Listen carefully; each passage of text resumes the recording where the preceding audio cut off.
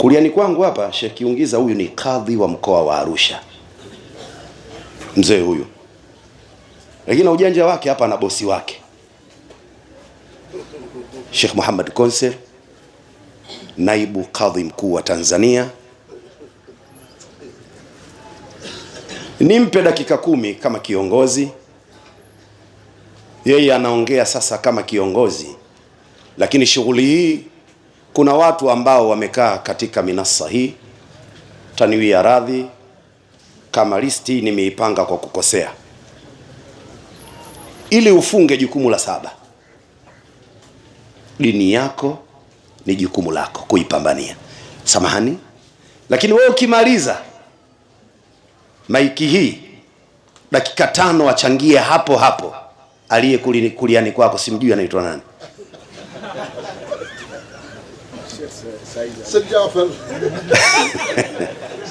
Akimaliza dakika 5 zake Sheikh Said Ali Hassan kutoka Gongoni, Kenya. Nimekujua ghafla ilhaman.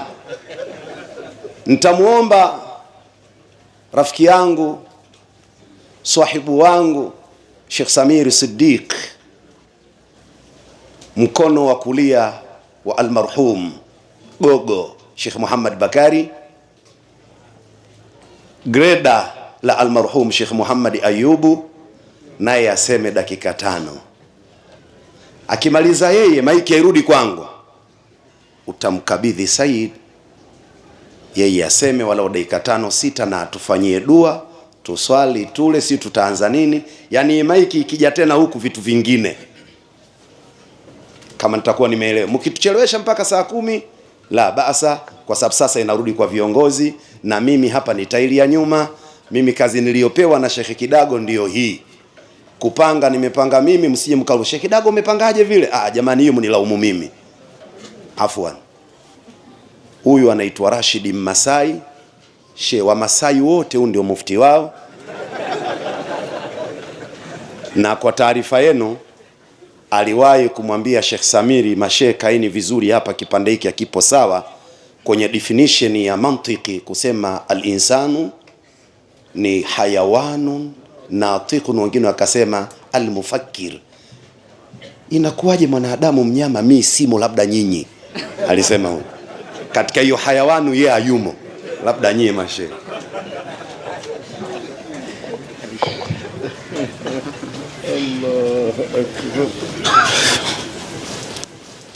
Assalamu alaikum wa rahmatullahi ta'ala wa barakatuh.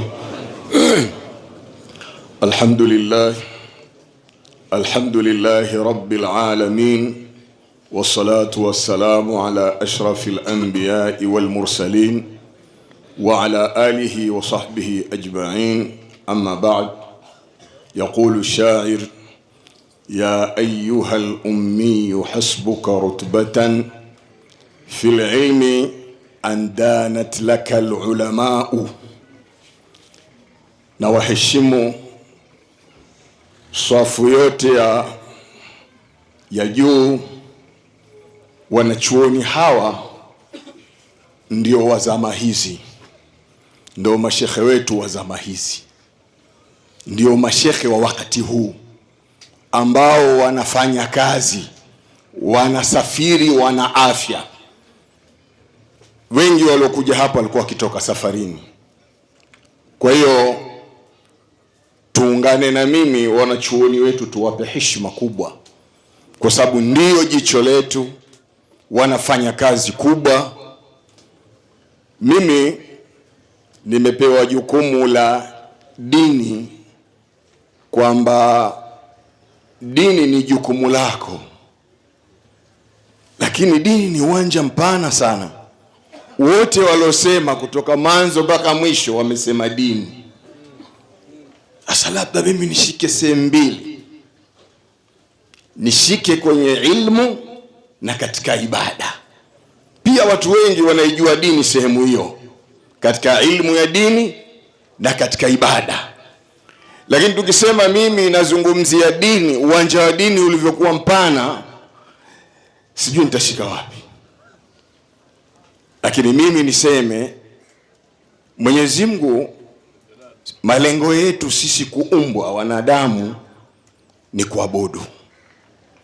Akasema Mwenyezi Mungu, wa ma khalaqtul jinna wal insa illa liya'budun, sikuwaumba watu na majini ila waniabudu. Lakini ibada ni kitu kinatafutwa. Narudi katika jukumu lako. Jukumu lako wewe Muislamu la dini ni jukumu lako, lakini dini ni ibada, dini ni ilmu ya dini. Hizi zote zatafutwa. Al-Imam Maliki bin Anas asema huyu bwana mkubwa amesoma kwa wanachuoni 900. Wanachuoni 600 walikuwa tabiina, wanachuoni 300 walikuwa sahaba. Imam Malik mpaka kusikia amepata imam. Kuna mmoja amesema hawa wanachuoni kuwaona mpaka wamekaa hapa, historia zake wametoka mbali sana, wametoka mbali, hawakuwa hivi hivi, wamepata shida wanazozijua na wasizozijua. Sasa Imam Maliki tunataka kumzungumzia hapa. Amesoma kwa ulama 900, 300 sahaba, 600 tabi'in. Asema utlubu hadha al-ilma talaban la yadhurru bil ibada, watlubu hadhihi al-ibada talaban la yadhurru bil ilmi. Hapa na kitu nataka nikiseme, itafuteni hii ilmu ya dini lakini isidhuru ibada, na muitafute hii ibada lakini isidhuru ilmu. Nini maana yangu? Kwanza, kabla sijaingia huko mbali, sote tukubaliane kwamba ibada inatafutwa. Wewe unaabudu, lakini hebu ujifikirie, umeitafuta ibada, umeitafuta kwa nani? Wewe una ilmu au huna ilmu, lakini je, iangalie hiyo uliyopewa na Mwenyezi Mungu, hata kama ni chache, hata kama ni ilmu hali, umeitafuta? Kwanza tuna jukumu la kutafuta. Tulivyosema kwamba dini ni jukumu letu sisi Waislamu, ina maana kuna kitu kutafuta.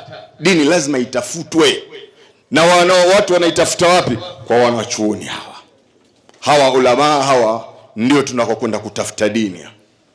Lazima uje hapa utafute ibada, hata ile ibada unaoabudu mpaka ukae na watu wanaojua kuabudu.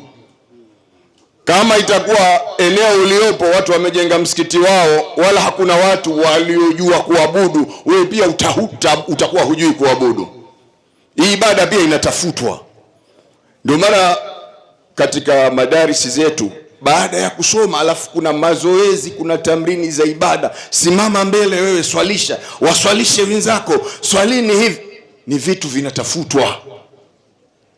Kwa hiyo ibada inatafutwa, ilmu inatafutwa. Lakini je, ni jukumu la nani?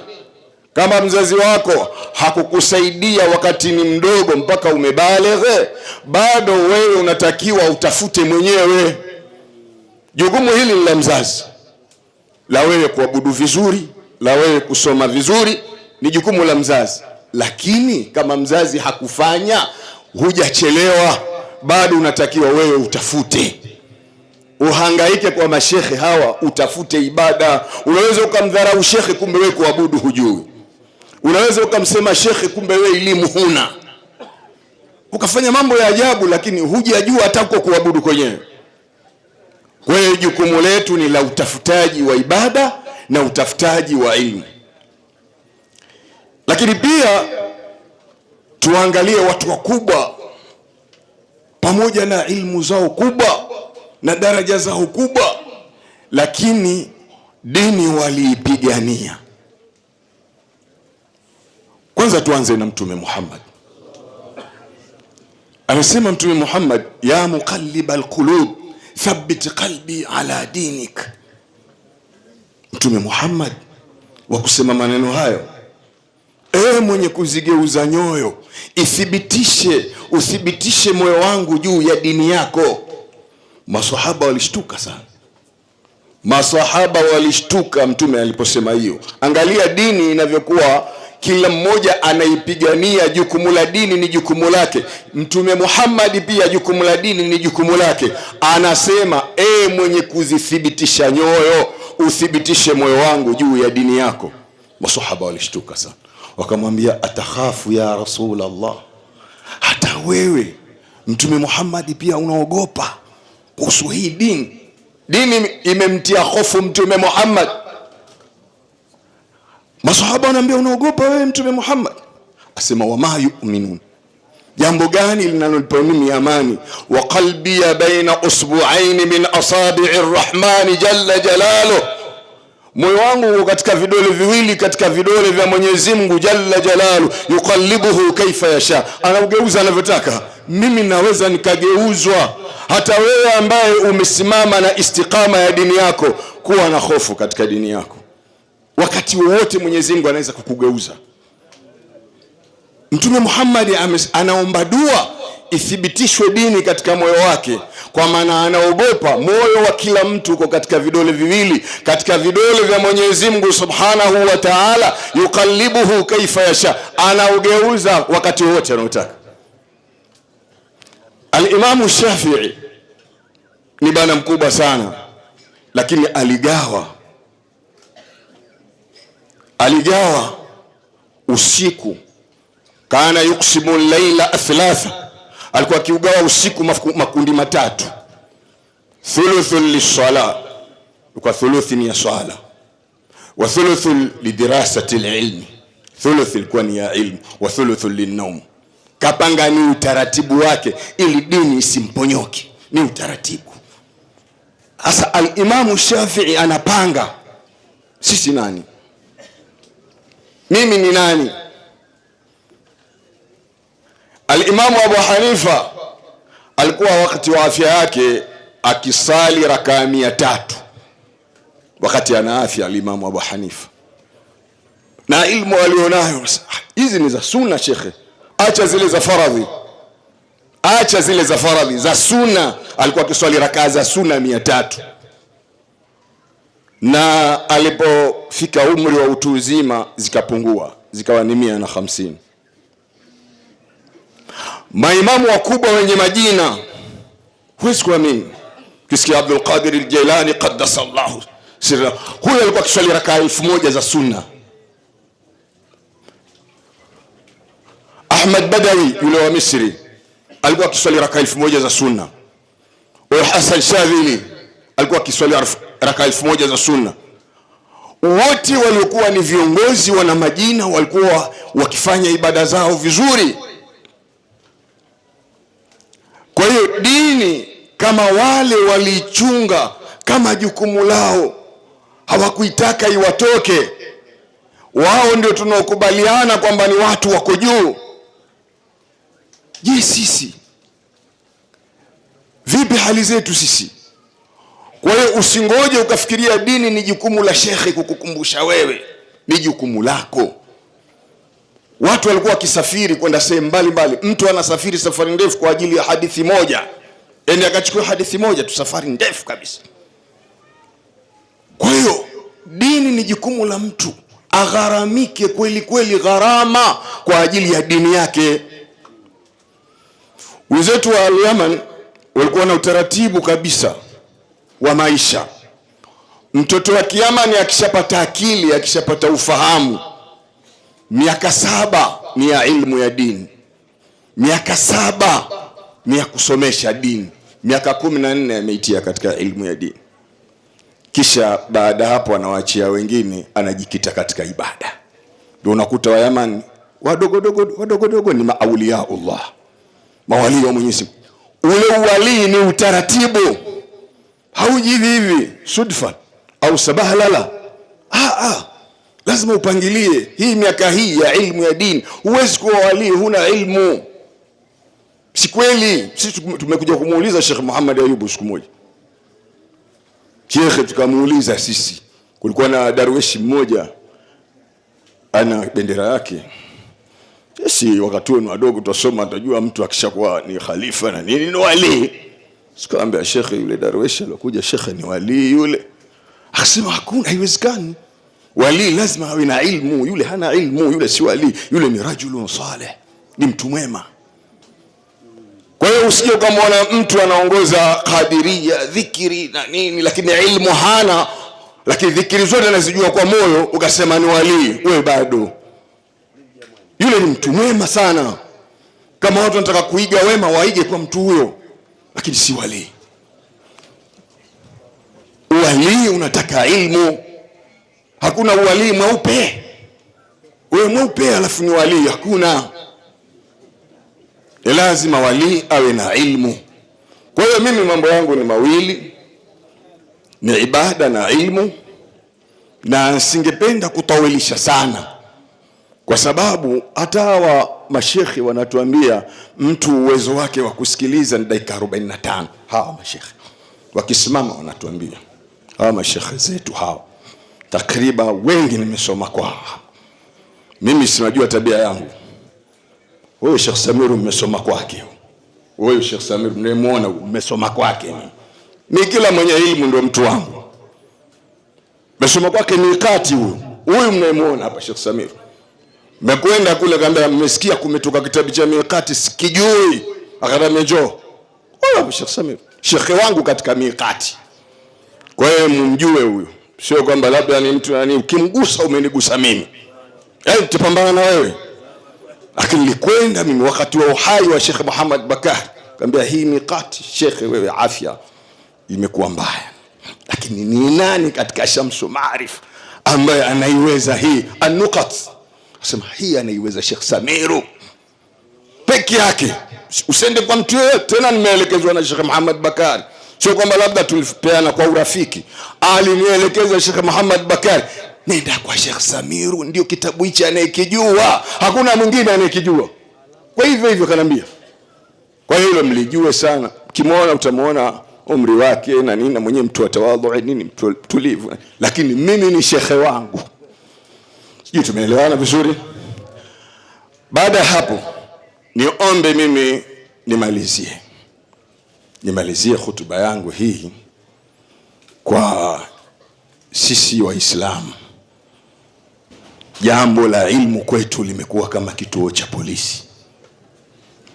Mtu anaweza kufanya ibada lakini nadhari. Asilimia kubwa ya Waislamu ibada zetu ni ilmu nadhari, sio ilmu yaqini. Ilmu ziko mbili, kuna yaqini na nadhari. Na hii yaqini pia yenyewe huwezi kuifika mpaka kwa mambo matatu. Mpaka uwe na imani na uwe na ilmu na uwe na akili, ndio utafika. Hiyo yaqini inatengezwa kwa vitu vitatu.